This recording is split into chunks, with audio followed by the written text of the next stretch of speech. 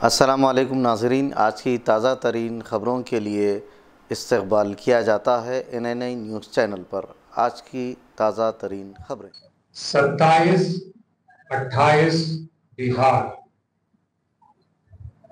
ये क्या है? भारत में 28 बड़े प्रदेश और विकास के पैमानों को अगर लेंगे तो बहुत सारे महत्वपूर्ण विकास के पैमाने पे बिहार सबसे नीचे 27वां या 28वां नंबर पे है। तो मोदी जी और नीतीश जी ने मिलकर डबल इंजन सरकार चलाकर, डबल ताकत लगाकर, डबल तेजी से बिहार को 27-28 बिहार बनाने का काम,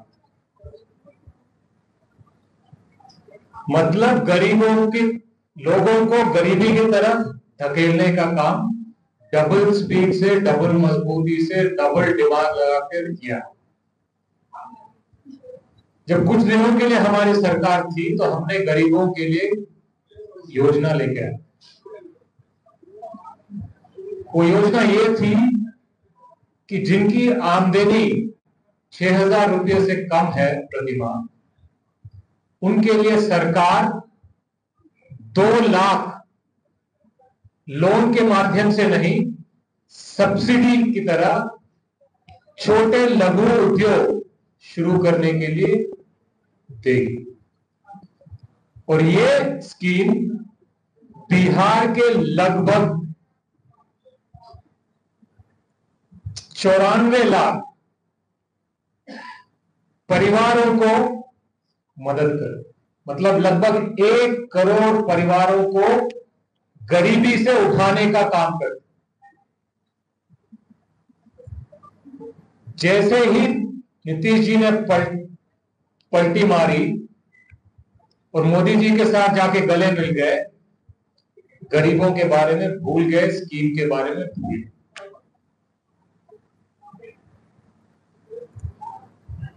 चाहे कोई भी सरकार में हो, 1 करोड़ परिवारों को गरीबी से ऊपर उठाने का प्रयास करने में क्या परेशानी है? और जब इसको आप गंभीरता से और डिटेल में जाके देखते हैं तो इसमें से ज्यादातर लोग वंचित वर्गों से आते। तो जब कांग्रेस पार्टी बिहार की बात, बिहार की विकास की बात करती है या एक बेहतर बिहार बनाने की बात करती है, तो हम लोगों को गरीबी से उठाने की बात करते हैं और उसका एक गहरा कनेक्शन समाज और जाति से। तो विकास और जातिगत जनगणना एक बेहतर बिहार बनाने के एक ही सिक्के के 2 पहलू,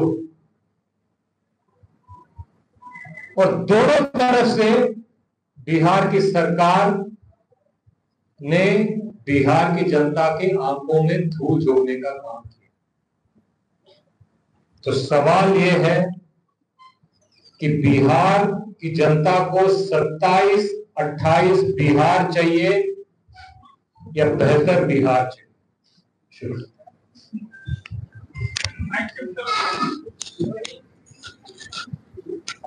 धन्यवाद राठौर साहब, झा साहब, दुबे साहब, हमारे प्रभारी कृष्णा जी, कृष्णा लालू जी, शकील अहमद साहब और आप सभी पत्रकार साथियों।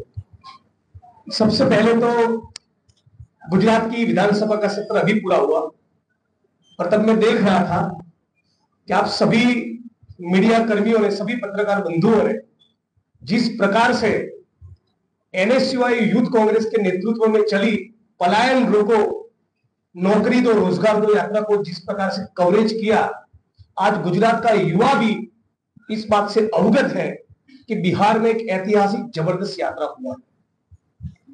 आज इस प्रेस कॉन्फ्रेंस के माध्यम से कास्ट सेंसस, जाति जनगणना के कुछ बिंदु पर मैं बात रखना चाहता हूं। यह बात बहुत ही साफ है कि यदि भारत में जाति व्यवस्था नहीं होती, समाज यदि जातियों में बटा नहीं होता, तो शायद जाति विहीन समाज रचना की या कास्ट सेंसस की कोई बात भी नहीं आती। चूंकि भारतीय समाज जातियों में बटा है और जाति व्यवस्था ने तय किया है कि मंदिर में पुजारी के तौर पे कौन काम करेगा और कौन नाली में उतरेगा, कौन जमीन का मालिक बनेगा और कौन भूमिहीन खेतीहर मजदूर रहेगा, ये डिसाइड ये कास्ट सिस्टम ने किया है। लेकिन भारत का संविधान समाजवाद के साथ साथ सामाजिक न्याय सुनिश्चित करने की भी गारंटी देता है। और सामाजिक न्याय सुनिश्चित करना है तो जैसे खड़गे साहब, सम्माननीय राहुल जी और कांग्रेस पार्टी डंके की चोट पर कहती है कि हर कीमत पर भारतीय समाज का एक्सरे, जाति जनगणना, कास्ट सेंसस होना ही चाहिए। बिना कास्ट सेंसस से यह पता चलेगा ही नहीं कि आज भारत में दलितों की क्या परिस्थिति है, पिछड़ों की क्या दशा है, अति पिछड़ों की क्या दशा है, डीएनटी, मुस्लिम, आदिवासी, दलित ये कहां खड़ा है, उनके पास कितना धन है, उनके पास कितनी संपत्ति है, उनको कितने ठेके मिलते हैं, उनकी कितनी नौकरियां मिलती है, मीडिया में कितने लोग हैं, ब्यूरोक्रेसी में कितने लोग हैं, न्याय तंत्र में कितने लोग हैं, ये बिना कास्ट सेंसस के पता चलेगा ही नहीं।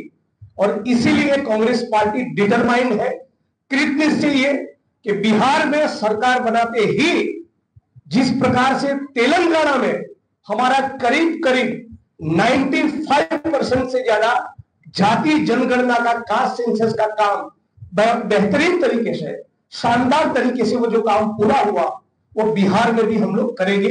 ये हमारा पीड़ित, शोषित, वंचित समुदायों के प्रति, विशेष तौर पे दलित, पिछड़े, अति पिछड़े, आदिवासी समुदायों के प्रति ये हमारा एक प्रतिबद्धता है, कमिटमेंट। ये मैं जो कह रहा हूं कि एक्सरे, कास्ट सेंसस क्यों जरूरी है, उसकी छोटी सी एक झलक मैं आपके बीच में रखना चाहूंगा। कांग्रेस पार्टी के हमारे नेता के राजू साहब ने उसका एक स्टडी किया है, उसकी कुछ एनालिसिस आपके सामने रखना चाहूंगा। हमारे देश की ब्यूरोक्रेसी में 75% दलित, आदिवासी, ओबीसी जनसंख्या के सामने जब यूनियन सेक्रेटरी बनाने की बात आती है तो केवल 6% ही उसमें दलित, आदिवासी, ओबीसी होते हैं। 75% के सामने केवल 6%। इसलिए जरूरी है कास्ट सेंसस। जब न्याय तंत्र की बात आती है तो 75% दलित, आदिवासी, ओबीसी के सामने केवल 19% ही न्याय तंत्र में एससी, एसटी, ओबीसी का प्रतिनिधित्व है। शैक्षणिक संस्थाओं की, एजुकेशनल इंस्टीट्यूट्स की मालिकी की जब बात आती है तो 75% के सामने एससी, एसटी, ओबीसी केवल है 6%। मीडिया हाउसेस की मालिकी में 0%, एनजीओ की मालिकी में केवल 2%। जो लोग सामाजिक समरसता का ढिंढोरा पीटते हैं, उस संघ परिवार की लीडरशिप में दलित, आदिवासी, ओबीसी केवल 4%। बॉलीवुड और एंटरटेनमेंट इंडस्ट्रीज में केवल 7%। स्पोर्ट्स में 29%।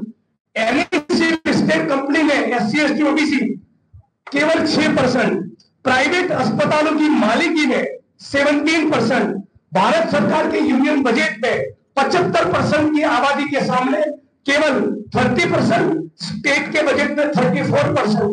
एयरपोर्ट के ठेकों में 0%, पोर्ट के ठेकों में 0%, रोड रास्ते के कॉन्ट्रैक्ट में 2%, एनर्जी क्षेत्र के कॉन्ट्रैक्ट पे टेंडर में एससी, एसटी, ओबीसी केवल 7%।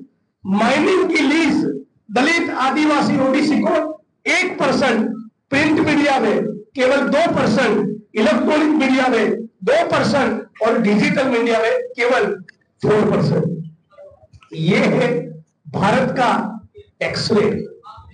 यदि कास्ट सेंसस पूरी ईमानदारी से हो, जाति जनगणना हो, तो इस प्रकार का वास्तविक चित्र पूरे हिंदुस्तान के सामने, पूरे भारत के सामने, सारे प्रदेशों की सरकारों के सामने, पूरे भारतीय समाज के सामने उजागर होगा। तो फिर उसके बेसिस पर इन दलित, पिछड़े, अति पिछड़े, अल्पसंख्यक, घुमंतु, आदिवासी, इन वंचित वर्गों के लिए किस प्रकार की योजनाएं, किस प्रकार की पॉलिसी, किस प्रकार की नीति और कानूनों का निर्माण करना है, उसके लिए बेहद जरूरी है कि हर कीमत पर कास्ट सेंसस हो। लेकिन मोदी जी और उनके जितने भी सहयोगी दल हैं वो बिल्कुल नहीं चाहते कि जाति जनगणना हो। वो ये कहते हैं कि ये तो गरीबों की एकता तोड़ने की, समाज को जातियों में बांटने की बात है। भारतीय समाज पिछले 2,500-3 हजार साल से जातियों में बटा ही है। हम तो चाहते हैं जाति निर्मूलन हो। हम तो चाहते हैं अंततोगत्वा एक ऐसे समाज का निर्माण हो कि जिसमें केवल एक ही पहचान बचे कि हम सभी भारतवासी। लेकिन वो लक्ष्य की प्राप्ति के पहले पता तो चले क्या पिछड़ा कहां पर है, अति पिछड़ा कहां पर है, आदिवासी कहां खड़ा है, दलित कहां खड़ा है, कितने संसाधन, कितनी धन दौलत, कितनी संपत्ति और कितना बजट किसको मिलता है।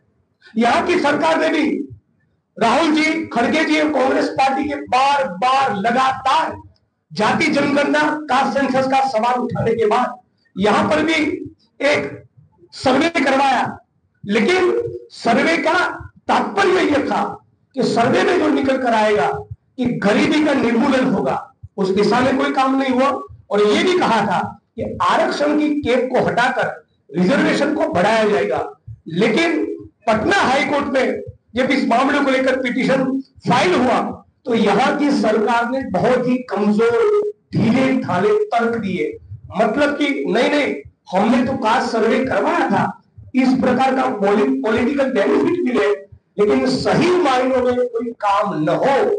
और भारत के संविधान की जो प्रस्तावना में लिखा है कि सामाजिक न्याय को सुनिश्चित करना है, तो यदि सामाजिक न्याय सुनिश्चित करना चाहते थे, यदि आप गरीबी निर्मूलन करना चाहते थे, यदि आप आरक्षण की कैप हटाना चाहते थे, तो 9th शेड्यूल में आपको डलवाना था।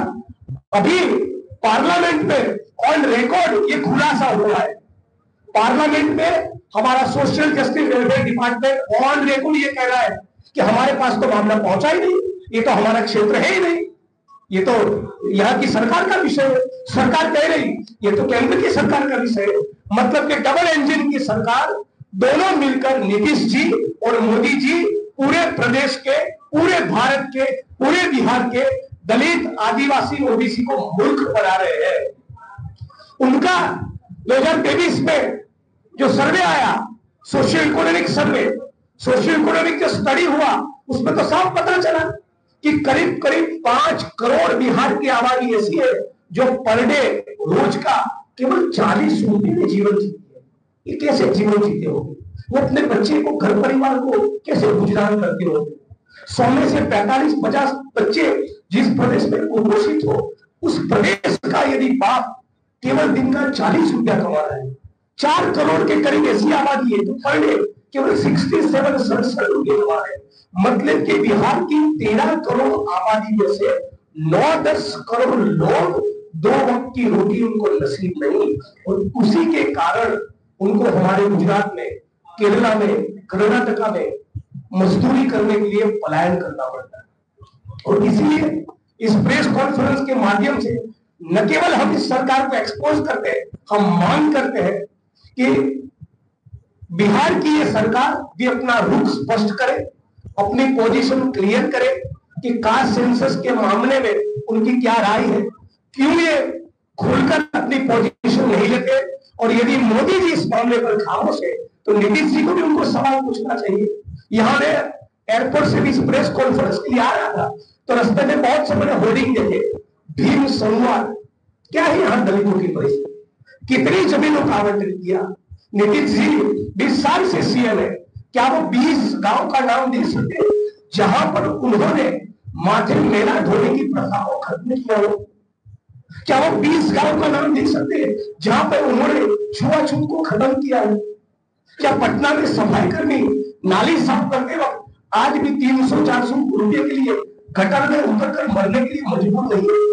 क्या हिंदुस्तान में रोबोट्स और दूसरे इक्विपमेंट इन्वेंट नहीं हुए कि किसी भी सफाई कर्मी को गटर में उतरकर मरना न पड़े?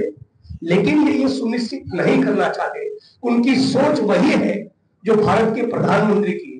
भारत के प्रधानमंत्री जब गुजरात के मुख्यमंत्री थे तब कर्मयोगी नाम की किताब लिखी और उस किताब में लिखा कि सफाई कर्मियों को सफाई काम करने में आध्यात्मिकता का आनंद मिलता है। ये उनकी सोच है और इसीलिए मैं मांग करता हूं कि भीम संवाद करना है तो सही मायनों में जो मुसलमान समाज है, जो वाल्मीकि समाज है, इनके बीच जाइए, इनको जीवन को देखिए। आज ज्यादातर बिहार का दलित, आदिवासी, ओबीसी आउटसोर्सिंग और कॉन्ट्रैक्ट सिस्टम का शिकार है। उनको न्यूनतम वेतन भी नसीब नहीं है।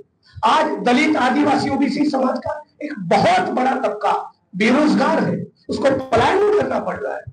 आज मैं मांग करता हूं कि बिहार में, बिहार की सरकार यह आंकड़ा पब्लिक करे, पब्लिक डोमेन में रखे कि कितनी जमीनों का आवंटन हुआ। रेवेन्यू लॉ में प्रावधान है, सीलिंग लॉ पे Bihar agriculture land ceiling act है, उसके बावजूद भी कोई जमीनों का आवंटन होता नहीं। पहले जो जमीनों का आवंटन हुआ उसका पट्टे का पोजीशन मिलता नहीं। तो आप न आर्थिक तरक्की के लिए कुछ करते हैं दलित, आदिवासी, ओबीसी के, न जाति निर्मूलन, न सामाजिक न्याय के लिए, न कास्ट सेंसस के लिए। और इसलिए इस प्रेस कॉन्फ्रेंस के माध्यम से मैं पूरे प्रदेश के ओबीसी समुदाय को, घुमंतु समुदाय को, आदिवासी, दलित, मुस्लिम सभी समुदाय को अपील करता हूं। मैंने गुजरात में भाजपा की सरकार को, आरएसएस को बड़े करीब से देखा है। ये लोग केवल प्रतिक्रांति कर रहे हैं। भारत के संविधान, बाबा साहब अम्बेडकर और कांग्रेस पार्टी की नीतियों के कारण पिछले 60-70 साल में जितना भी काम दलित, आदिवासियों का हुआ, उन सभी कामों को वो लोग उल्टा करना चाहते हैं।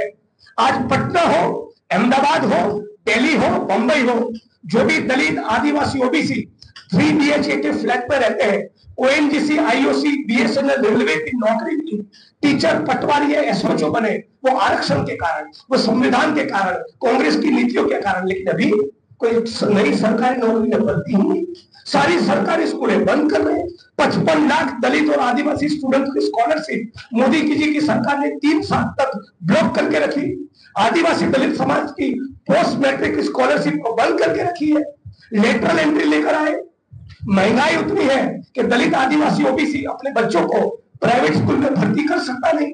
सरकारी स्कूल आप बंद कर रहे हैं, स्कॉलरशिप आप देना चाहते नहीं, नई सरकारी नौकरी में भर्ती नहीं।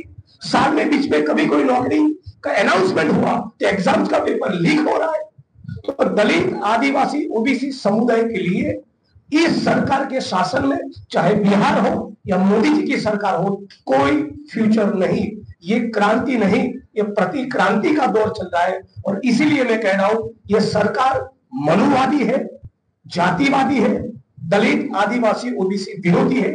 प्रदेश के एक भी दलित, आदिवासी और ओबीसी समुदाय का वोट किसी कीमत पर नीतीश को, उनके सहयोगी को नहीं मिलना चाहिए। वो केवल और केवल कांग्रेस पार्टी को मिलना चाहिए। ये बात आपके बीच में रखना चाहता था। और आखिर में ये भी कहूंगा, पिछले कुछ दिनों अमित शाह ने पार्लियामेंट में कहा कि अंबेडकर अंबेडकर अंबेडकर करना फैशन बन गया है। पूरे भारत के, पूरे बिहार के ओबीसी, मुस्लिम, आदिवासी और दलित समुदाय की ओर से कहना चाहूंगा कि अंबेडकर अंबेडकर करना हमारा फैशन नहीं, वो हमारा पैशन है और पूरा जीवन बोलेंगे। हम भारत के संविधान में मानते हैं, इसलिए अंबेडकर का नाम लेते हैं। आप मनुस्मृति में मानते हो, आपको जिसका नाम लेना हो आप दे सकते हैं। जब तक छुआछूत खत्म न हो, एक भी दलित का सफाई काम में गटर में उतरकर मरना बंद न हो, मेले उठाने की प्रथा खत्म न हो, तब तक सामाजिक न्याय की लड़ाई हमारी जारी रहेगी। एक सवाल है कि कल पलायन लोगों को नौकरी को यात्रा हुआ, उसके बाद प्रशासन ने 41 कार्यकर्ताओं के केस दर्ज किया। दमनकारी सरकार है, फासिस्ट सरकार है। मेरे ट्वीट करने पर मुझे आसाम की जेल में डाला था। मेरे बगल में जब उनकी गिरफ्तारी में उनके लॉकअप में था, तब महिला पुलिस को बिठाकर उसके साथ बदसलूकी का फर्जी केस किया। उनसे क्या उम्मीद है? जबकि उनको तो संवेदनापूर्ण ढंग से ये सुनना चाहिए कि एनएसयूआई, यूथ कांग्रेस और बिहार की युवा इतना जो पूरा बिहार घूमकर आए, जो उन्होंने बिहार का नजारा देखा, पीड़ित, शोषित, वंचित जनता की कहानियां सुनी, उनकी बात सुनी, उनकी तकलीफें सुनी, रोजगार का सवाल क्या है, संवाद करने के बजाय लाठी बरसाई, मुकदमे किए। ये तो शर्म की बात है। इसमें एक सवाल रहेगा, आप लोग रोजगार की बात करते हैं, पलायन की बात करते हैं, लेकिन जनसंख्या नियंत्रण पे कांग्रेस क्यों कुछ नहीं करती? थोड़ा सा मुद्दा समझिए। मुद्दा ये है कि बिहार आज वेंटिलेटर पे क्यों, और उसको आर्थिक, सामाजिक, राजनीतिक वेंटिलेटर से निकालने के लिए जो भी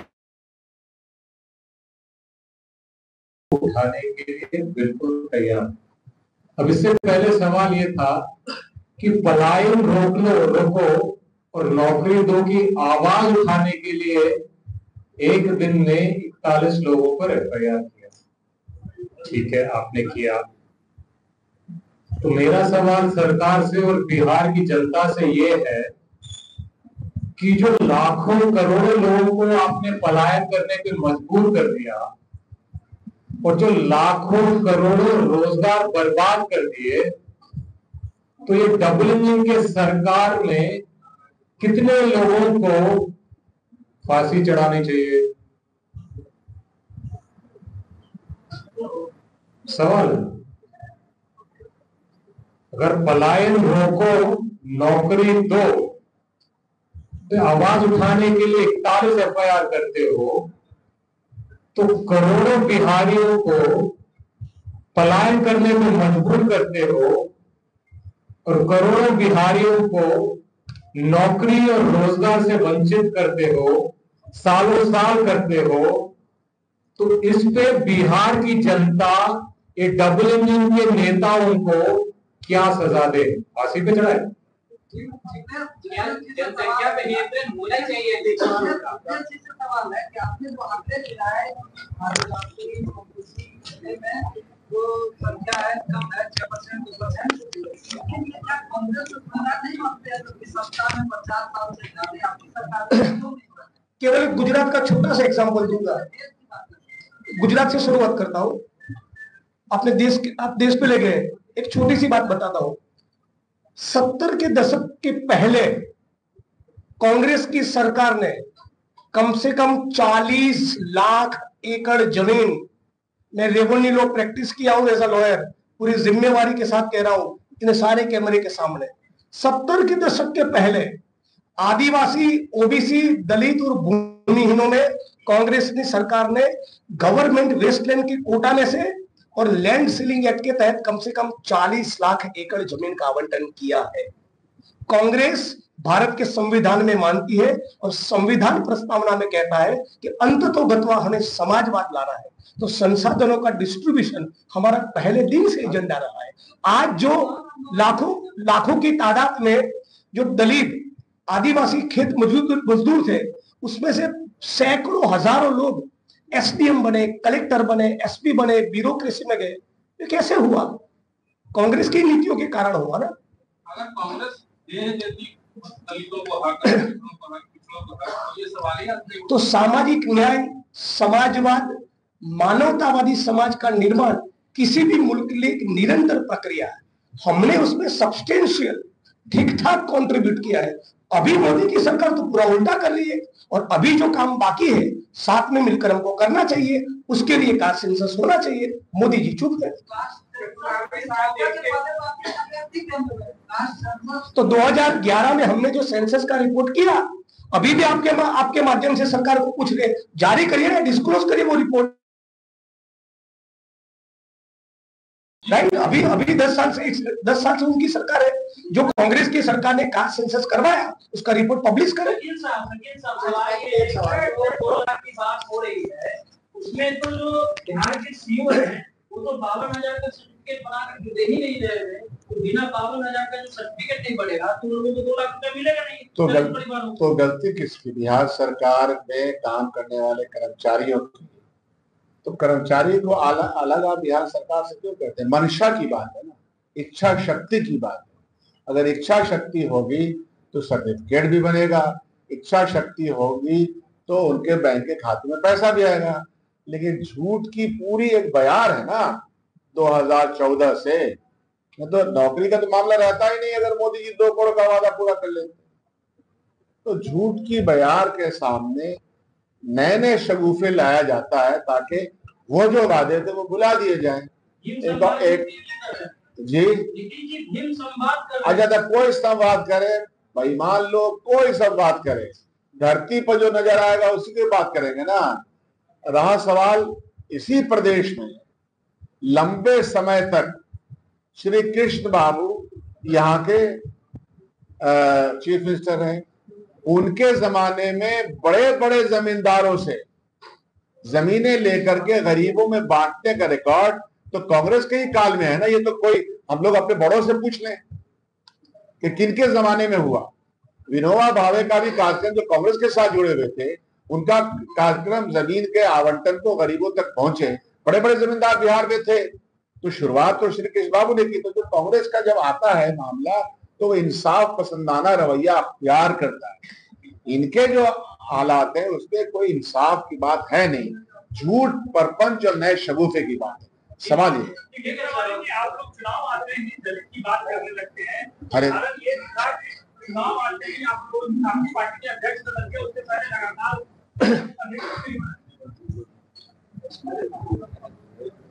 चुनाव और चुनाव न हो तब भी आप मेरा रिकॉर्ड निकाल कर देखिए, रात दिन वंचितों के लिए हम काम करते हैं। कांग्रेस पार्टी की भी यही कमिटमेंट है। राहुल जी, रोहित वेमुला का इंस्टीट्यूशनल मर्डर हुआ तब भी उनके परिवार के साथ थे। सुन लीजिए, ऊना की विक्टिम्स के साथ भी थे, जहां पर भी एट्रोसिटीज की मैटर होती है हाथरस की पीड़िता के साथ भी थे। कांग्रेस पार्टी हमेशा से वंचितों के साथ रही है, दलितों के साथ भी रही। मैं जोड़ देता हूँ, मैं इस पे और जोड़ता हूँ। कांग्रेस पार्टी के राष्ट्रीय अध्यक्ष श्री मल्लिकार्जुन खड़गे जी वो दलित, और उनको कांग्रेस पार्टी ने कोई चुनाव देख के या कुछ सोच के नहीं किया। तो आपका जो सवाल है उसका मैं एक और जवाब दूं। जो अमित शाह जी ने संसद में खड़ा होकर अंबेडकर अंबेडकर अंबेडकर अंबेडकर अंबेडकर कहना फैशनेबल हो गया है, ये बात वहां पे कहा उन्होंने। बिहार में आके वो ये कह के गए हैं कि 14 अप्रैल को कार्यक्रम ये है। क्यों? क्योंकि वहां अंबेडकर जयंती मनाने वाले हैं और हर किसी को, हर बीजेपी नेताओं को अंबेडकर जी के सम्मान में अंबेडकर जयंती मनाना चाहिए। और अमित शाह जी, बिहार में चुनाव है इसलिए सडनली अंबेडकर अंबेडकर अंबेडकर जी का फैशन छोड़कर जब गा रहे हैं। तो सवाल जिससे पूछना चाहिए, ये सवाल आप उनसे पूछिए, क्योंकि हमारी नीति सिर्फ अभी नहीं, चुनाव से पहले नहीं, इंदिरा गांधी जी के समय से, नेहरू जी के समय से, गांधी जी के समय से कंसिस्टेंट रही इस मामले में। धन्यवाद।